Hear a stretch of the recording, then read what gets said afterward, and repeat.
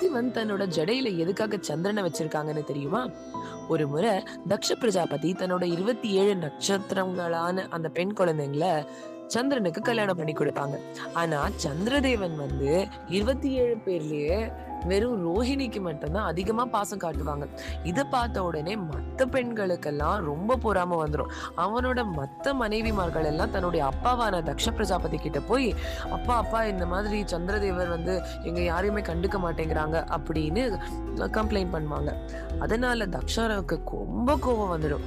கோவம் வந்து சந்திரனை கூப்பிட்டு, "நீ இந்த மாதிரி பண்ணதெல்லாம் ரொம்ப தப்பு. என்னோட பெண்களுக்கெல்லாம் வந்து நீ வந்து ரொம்ப கஷ்டம் குடுத்துட்ட.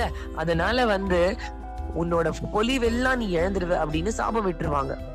இத கேட்டதும் பதறி போய் சந்திரதேவன் வந்து பிரம்மதேவர் கிட்ட போவாங்களாம். ஆனா அவங்க கிட்ட எந்த ஹெல்ப்பும் கிடைக்காது. அடுத்து வந்து விஷ்ணு கிட்ட போவாங்களாம். அங்கேயும் எந்த உதவியும் கிடைக்காது. எதுக்குன்னா தக்ஷன் வந்து விஷ்ணுவோட பரமபக்தன். கடைசியில அவங்க வந்து சிவன் கிட்ட போவாங்க. சிவன் கருணாமய்யா இருந்து தன்னோட உடல்லயே தன்னோட தலையிலேயே அவங்கள சுமந்து சந்திரன் இழந்த மொத்த பொலிவையும் அவங்களுக்கு மீட்டு கொடுப்பாங்க.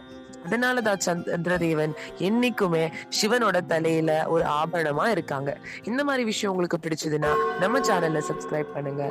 மேலும் மேலும் நிறைய விவரங்களை தெரிஞ்சுக்கோங்க.